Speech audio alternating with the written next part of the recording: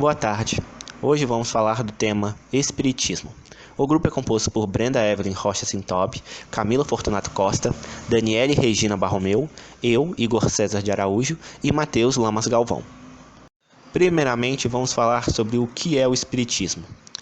Espiritismo é o conjunto de princípios e leis revelados pelos espíritos superiores contidos nas obras de Allan Kardec, que constituem a codificação espírita. Sobre sua origem, o Espiritismo teve origem na França no século XIX, após o pedagogo Hippolyte Léon Denisard Rivail, conhecido por Allan Kardec, iniciar sua pesquisa acerca das seções das mesas que se moviam e respondiam questões combatidas no chão. Estas sessões se tratavam de um grupo de pessoas que se reuniam em volta de uma mesa e, após orações e outros rituais, a mesa pairava sobre os ali presentes. Allan, que teve sua atenção atraída, iniciou sua investigação com a ajuda de um espírito que se apresentou como Espírito da Verdade. Este respondia às questões formuladas por Kardec, dando origem em 1857 ao Livro dos Espíritos. As irmãs Fox foram jovens inglesas do século XIX que desenvolveram um método de comunicação com os espíritos, motivadas por uma situação bastante inusitada e, para outros, assustadora.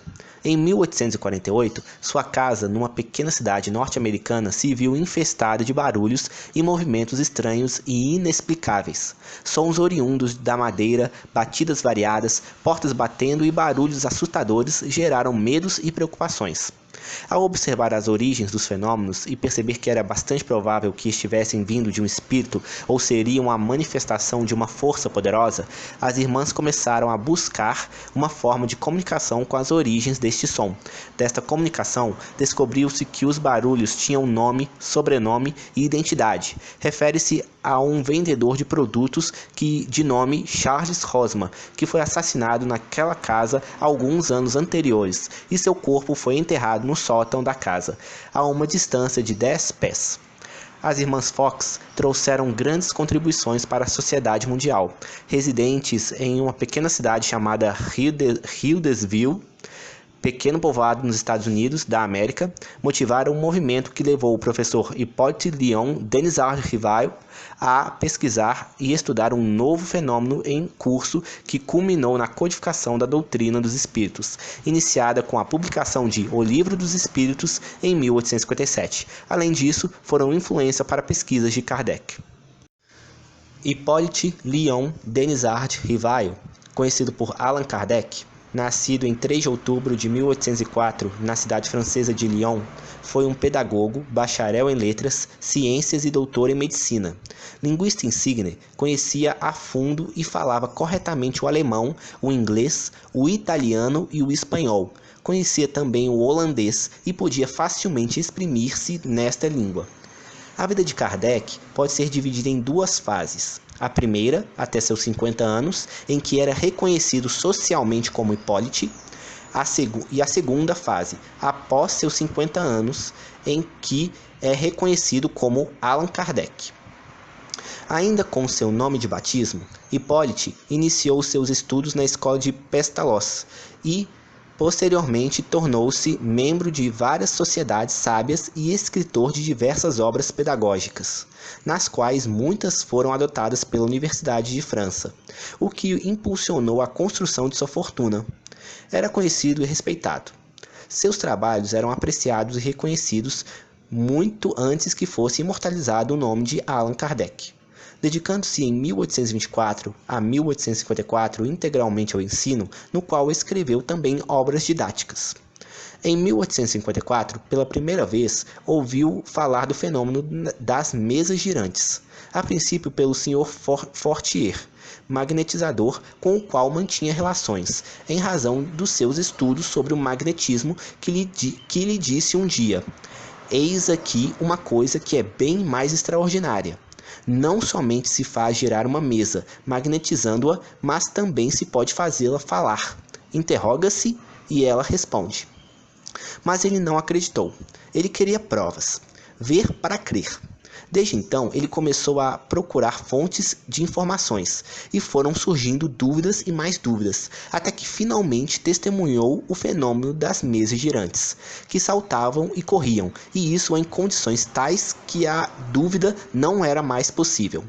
Sendo que a partir deste período até seu desencarne, em 1869, dedica-se totalmente ao espiritismo. Um dos primeiros resultados das observações de Kardec foi que os espíritos são as almas dos homens e que estas não tinham nem a soberana sabedoria nem a soberana ciência, que o seu saber era limitado ao grau do seu adiantamento e que a sua opinião não tinha senão o valor de uma opinião pessoal.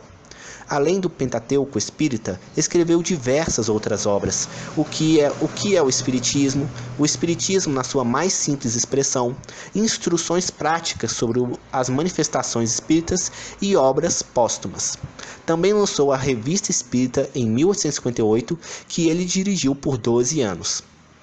Em 1º de abril de 1858, funda a Sociedade Parisiense de Estudos Espíritas. Em seu túmulo, em Paris, encontra-se a inscrição: nascer, morrer, renascer ainda e progredir sem cessar. Tal é a lei. A Codificação Espírita é um conjunto de obras escritas por Allan Kardec na França no século XIX. A codificação é composta por 5 livros, que foram escritos e publicados em um intervalo de 11 anos, entre 1857 e 1868. O Livro dos Espíritos é o primeiro livro que consiste em uma série de perguntas formuladas por Allan Kardec e respondida por espíritos. Ele é um marco inicial de uma doutrina que trouxe uma profunda repercussão no pensamento e na visão de vida de considerável parcela da humanidade. Aborda os ensinamentos espíritas de uma forma lógica e racional, sob os aspectos científicos, filosófico e religioso. O Livro dos Médiuns reúne o ensino especial dos espíritos sobre a teoria de todos os gêneros de manifestações, os meios de comunicação com o mundo invisível, o desenvolvimento da mediunidade, as dificuldades e os tropeços que se podem encontrar na prática do espiritismo. É um manual para as atividades mediúnicas, ou para aqueles que queiram conhecer a natureza e os mecanismos da mediunidade. O Evangelho segundo o Espiritismo é uma obra que onde se encontra o ensino moral de Jesus Cristo para as pessoas de qualquer crença, desenvolvido pelos Espíritos de Luz em comunicações mediúnicas recolhidas, organizadas, comentadas e trazidas a público pelo codificador Allan Kardec. O principal escopo de O Céu e o Inferno é explicar a justiça de Deus à luz da doutrina espírita. Objetiva demonstrar a imortalidade do espírito e a condição na qual estará no mundo espiritual, como consequência de seus próprios atos. Divide-se em 2 partes. A primeira estabelece um exame comparado das doutrinas religiosas sobre a vida após a morte. A segunda parte, resultante de um trabalho prático, reúne exemplos acerca da situação da alma durante e após a desencarnação. A Gênese é uma obra em que Allan analisa a origem do planeta Terra de forma coerente, fugindo às interpretações misteriosas e mágicas sobre a criação do mundo. Aborda a questão dos milagres, explicando a natureza dos fluidos e os fatos extraordinários contidos no Evangelho. Agora eu vou falar um pouco sobre o tríplice aspecto. O Espiritismo é de natureza tríplice, por abranger aspectos filosóficos, científicos e religiosos. O Espiritismo filosófico analisa a existência e atributos de Deus, a distinção alma e corpo, as ideias inatas, o livre-arbítrio, a objetividade dos critérios morais, as causas da felicidade e infelicidade humana. O aspecto científico trata da natureza e imortalidade do espírito, além dos fenômenos por eles produzidos. O aspecto religioso é fundamentado em Jesus Cristo, tratando também das consequências morais do comportamento humano. O Espiritismo tem 3 preceitos fundamentais: o da evolução do espírito através da reencarnação, o da existência de vida em outros mundos e o da prática mediúnica como forma de comunicação entre os vivos e os mortos. Também crê no ato de fazer o bem como forma de melhorar o status espiritual. Por isso, a caridade é muito valorizada. Um dos lemas é que fora da caridade não há salvação. Os espíritas também acreditam em Deus como inteligência suprema, autor das leis da natureza e criador do universo. Na visão deles, Jesus Cristo não é filho de Deus, e sim um espírito evoluído. No entendimento do Espiritismo, mediunidade é uma prática racional, equilibrada, transparente, fruto da persistência e da continuidade. O seu exercício envolve objetivo, planejamento e estruturação do processo. Para a doutrina espírita, mediunidade é a sintonia e troca de experiência entre espíritos desencarnados e encarnados. Esses espíritos envolvidos no processo mediúnico só conhecem alguma coisa na medida de suas experiências e de suas vivências. A mediunidade não é exclusiva de algumas pessoas. Ela é uma capacidade, uma faculdade do espírito que se aperfeiçoa pelo exercício e esforço pessoal. As pessoas evoluem pela soma de suas experiências e das experiências acumuladas pelo grupo social. Em constante crescimento interior, cada pessoa é diferente das outras porque vive experiências únicas ao longo de sua trajetória de vida. Ao ser colocada diante de novas situações, procura encontrar respostas em seu conhecimento acumulado ou no conhecimento acumulado de outras pessoas, que estejam encarnadas ou desencarnadas. Exercitar a mediunidade é buscar e encontrar respostas para as questões das pessoas e da sociedade, através da comparação dos referenciais de valores, ideias e sentimentos do polissistema material e do polissistema espiritual, úteis para a evolução da pessoa e do grupo. Reencarnar diz respeito aos renascimentos sucessivos do espírito em um mesmo planeta ou em outros. Assim, Deus impõe aos homens a encarnação, como o fim de fazê-los chegar à perfeição. Mas para alcançarem essa perfeição, têm de sofrer todas as vicissitudes da existência corporal. A encarnação tem ainda outra finalidade, a de pôr o espírito em condições de cumprir sua parte na obra da criação. Para executá-la é que, em cada mundo, ele toma um instrumento em harmonia com a matéria essencial desse mundo, a fim de nele cumprir, daquele ponto de vista, as ordens de Deus. A reencarnação é aceita como lei natural, que favorece a evolução do espírito. Em cada existência corpórea, o espírito recebe oportunidades para reparar equívocos cometidos em existências anteriores e para desenvolver novos aprendizados. Cada reencarnação é precedida de um planejamento que permite ao reencarnante renascer no meio propício e junto a pessoas onde se faz necessário desenvolver aprendizados e os acertos espirituais. As reparações reencarnatórias ocorrem, então, segundo os ditames da lei de causa e efeito, mas a quitação da dívida pode ser feita pela dor ou pela prática do amor, segundo o ensinamento do apóstolo Pedro.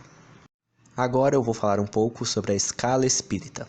Existem entre os espíritos diferentes ordens, de acordo com o grau de perfeição que tenham alcançado. Esse grau de perfeição pode ser maior ou menor, dependendo das qualidades que os espíritos já adquiriram e das imperfeições que ainda não se despojaram. A terceira ordem é a ordem dos espíritos imperfeitos, onde há predominância da matéria sobre o espírito, a propensão para o mal. No entanto, nem todos são essencialmente maus. Em alguns há mais leviandade, irreflexão e malícia do que verdadeira maldade. Uns não fazem o bem nem o mal, mas pelo simples fato de não fazerem o bem, já denotam a sua inferioridade. Dentro desta ordem, há certas classes. A 10ª classe é a classe dos espíritos impuros. São inclinados ao mal, de que fazem objeto de suas preocupações.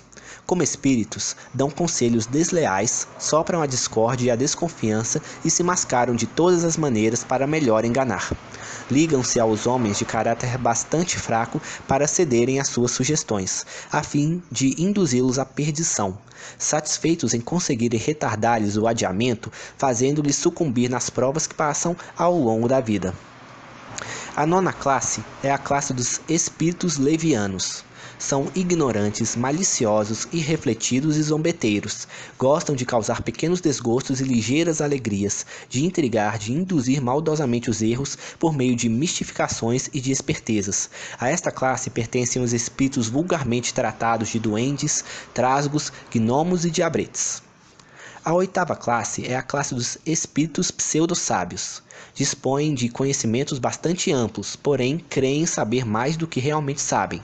É uma mistura de algumas verdades com os erros mais polpudos, através dos quais penetram a presunção, o orgulho, o ciúme e a obstinação de que ainda não puderam despir-se. A sétima classe é a classe dos espíritos neutros, nem bastante bons para fazerem o bem, nem bastante maus para fazerem o mal. Apegam-se às coisas deste mundo, de cujas grosseiras alegrias sentem saudades. A sexta classe é a classe dos espíritos batedores e perturbadores. Manifestam geralmente sua presença por efeitos sensíveis e físicos, como pancadas, movimento e deslocamento anormal de corpos sólidos, agitação do ar, entre outros. Parecem ser os agentes principais das vicissitudes dos elementos do globo, quer atuem sobre o ar, a água, o fogo, os corpos duros, quer nas entranhas da terra. A segunda ordem é a ordem dos bons espíritos, onde há a predominância do espírito sobre a matéria, o desejo do bem. Suas qualidades e poderes para o bem estão em relação com o grau de adiantamento que alcançaram. Uns têm a ciência, outros a sabedoria e a bondade. Compreendem Deus e o infinito e já gozam da felicidade dos bons. Como espíritos, suscitam bons pensamentos, desviam os homens dignos de proteção e neutralizam a influência dos espíritos imperfeitos sobre aqueles a quem não é grato sofrê-la. A esta ordem pertencem os espíritos designados nas crenças vulgares pelos nomes de bons gênios, gênios protetores, espíritos e espíritos do bem. Em épocas de superstições e de ignorância, eles haviam sido levados à categoria de divindades benfazejas. Dentro desta ordem, existem algumas classes. A quinta classe é a classe dos espíritos benévolos, onde a bondade é neles a qualidade dominante. Dar-lhes gosto de prestar serviço aos homens e protegê-los. Limitados, porém, são os seus conhecimentos. Progrediram mais no sentido moral do que no sentido intelectual. A quarta classe é a classe dos espíritos sábios.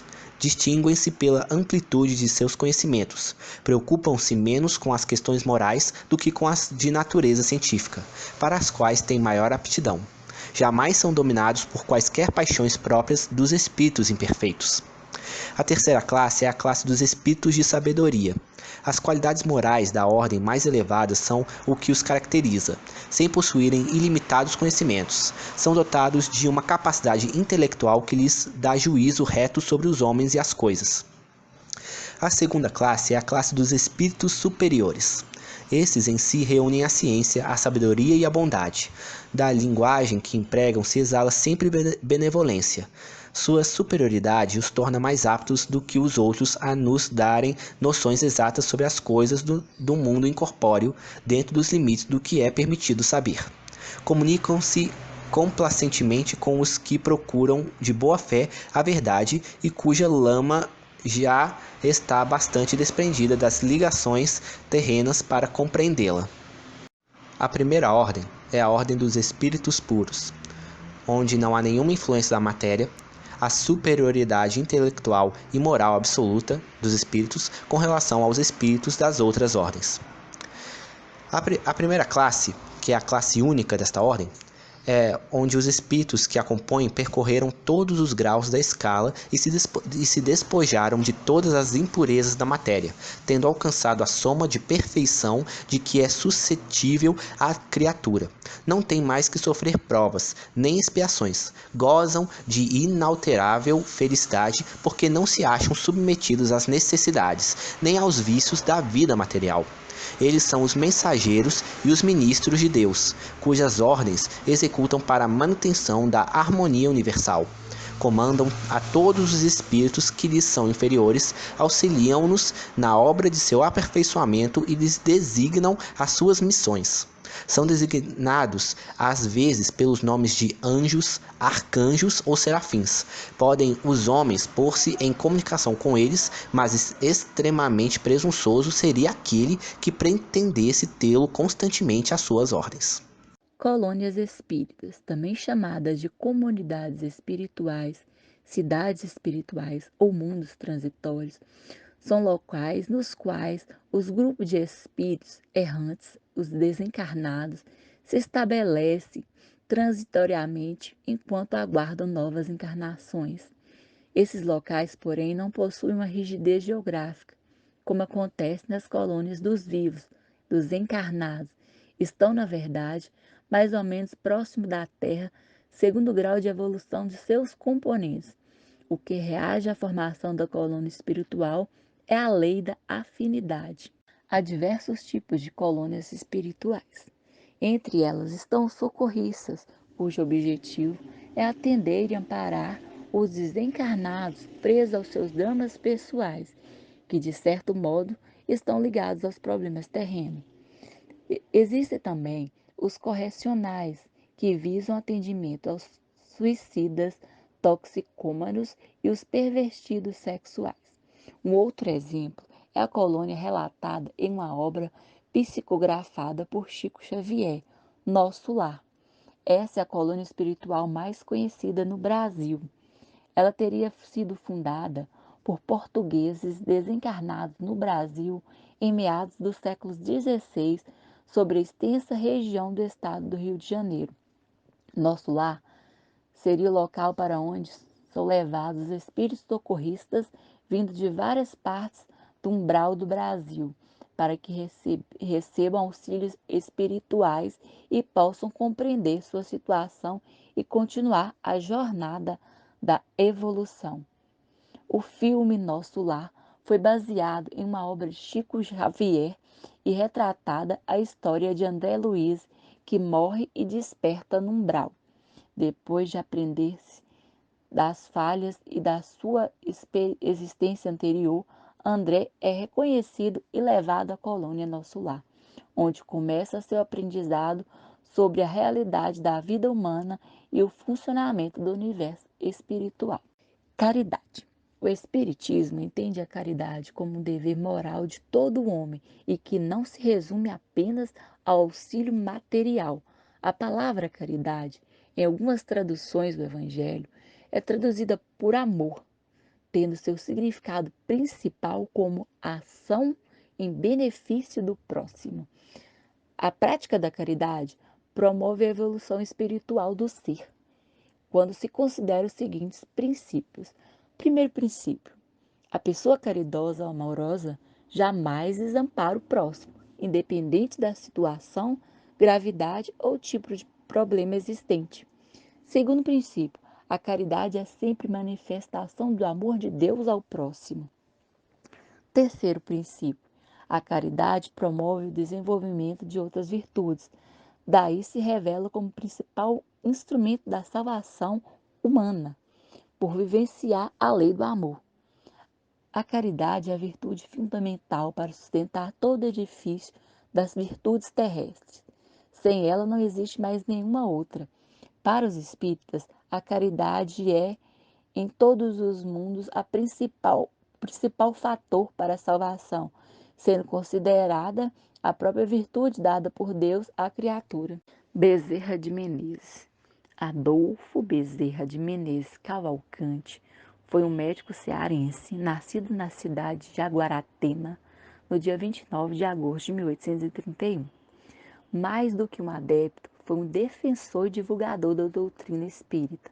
Após a morte do seu pai, mudou-se para o Rio de Janeiro para iniciar seus estudos em medicina.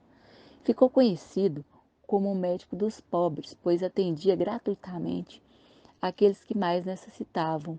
Conheceu o Espiritismo em 1875, logo que foi lançada a primeira tradução em português do livro O Livro dos Espíritos. Chico Xavier. Francisco Cândido Xavier, mais conhecido como Chico Xavier, nasceu na cidade mineira de Pedro Leopoldo, no dia 2 de outubro de 1910, e foi a principal referência do Espiritismo no Brasil. Em 1927, fundou em Pedro Leopoldo, juntamente com outras pessoas, o Centro Espírita Luiz Gonzaga. Mesmo com baixa escolaridade, publicou mais de 400 livros, se desfazendo de todos os direitos autorais, doando-os às instituições beneficentes e federativas espíritas. Divaldo Pereira Franco nasceu na cidade de Feira de Santana, da Bahia, em 5 de maio de 1927. Divaldo é professor, escritor, médium e filantrópico, sendo considerado um dos maiores divulgadores da doutrina espírita na atualidade. Fundou o Centro Espírita Caminho da Redenção em 7 de setembro de 1947. Fundou em Salvador, no ano de 1952, a Mansão do Caminho, local que acolheu e educou crianças. Publicou mais de 200 livros, tendo todo o dinheiro proveniente das vendas sendo doado à Mansão do Caminho e a outras entidades filantrópicas. Passe. Passe é uma transmissão conjunta ou mista de fluidos magnéticos, proveniente do encarnado, e de fluidos espirituais, oriundos dos benfeitores espirituais, não devendo ser considerado uma simples transmissão de energia animal, magnetização. A aplicação do passe tem como finalidade auxiliar a recuperação de desarmonias físicas e psíquicas, substituindo os fluidos deletérios por fluidos benéficos, equilibrar o funcionamento de células e tecidos lesados, promover a harmonização do funcionamento da estrutura neurológica que garantem o estado de lucidez mental e intelectual do indivíduo. O passe é usualmente transmitido pelas mãos, mas também pode ser feito pelo olhar, pelo sopro ou à distância, por intermédio de irradiações mentais. Tipos de passe. Passe magnético. Quando a pessoa doa do seu próprio fluido vital, elemento básico da vida, sem interferência dos espíritos. Espiritual. São realizados diretamente pelos espíritos. Eles aplicam os fluidos diretamente nas pessoas que estão doentes ou em processo de desequilíbrio energético. Mediúnico. Realizado através da parceria entre o médium e um ou mais espíritas passistas. O médium em estado de transe serve de intermédio para canalizar os fluidos que os espíritos derramam sobre ele e em direção às pessoas que recebem o passe. Tanto a energia do médium quanto a energia dos espíritos são transmitidas ao assistido. Passe misto, muito utilizado nas casas espíritas. Não acontece a incorporação espiritual no médium. A energia utilizada é uma mistura de magnetismo dos médios, somada aos fluidos dos mentores espirituais. Esse tipo de passe costuma ser aplicado com médios se posicionando em círculos. As pessoas que recebem o passe ficam no centro desse círculo e os mentores espirituais atrás dos médios. Roteiro da reunião. Inicialmente, há uma leitura de uma mensagem com ou sem comentários, de uma página de um livro, como por exemplo Pão Nosso, Fonte Viva, entre outros. Após a leitura da mensagem, inicia-se o culto do Evangelho no lar com uma prece. A oração deve ser proferida por um dos participantes em tom de voz audível a todos os presentes e de forma simples e espontânea, não podendo, portanto, ser decorada.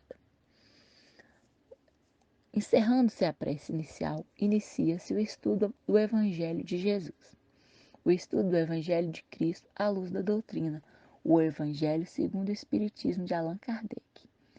Esse Evangelho poderá ser estudado de duas formas: estudo em sequência e estudo ao acaso. O estudo em sequência é o estudo metódico, em pequenas partes, permite o conhecimento gradual e ordenado dos ensinamentos que o livro encerra. Após seu término, volta-se novamente ao capítulo inicial. No estudo ao acaso, consiste na abertura ao acaso do Evangelho segundo o Espiritismo, e que ensejará também lições oportunas em qualquer ocasião. Os comentários devem envolver o trecho lido. buscando alcançar a essência dos ensinamentos de Jesus, realçando a necessidade da aplicação na vida diária. Para reservar-se posteriormente um momento de palavra livre, onde os participantes da reunião exponham situações da vida prática para melhor entendimento e fixação das ligações. Para encerrar, a prece de agradecimento. Nela, um dos presentes fará uma prece agradecendo as bênçãos recebidas no culto do Evangelho no lar, pela paz e pelas lições recebidas. Essas são nossas referências. Obrigada a todos e tenham uma boa tarde.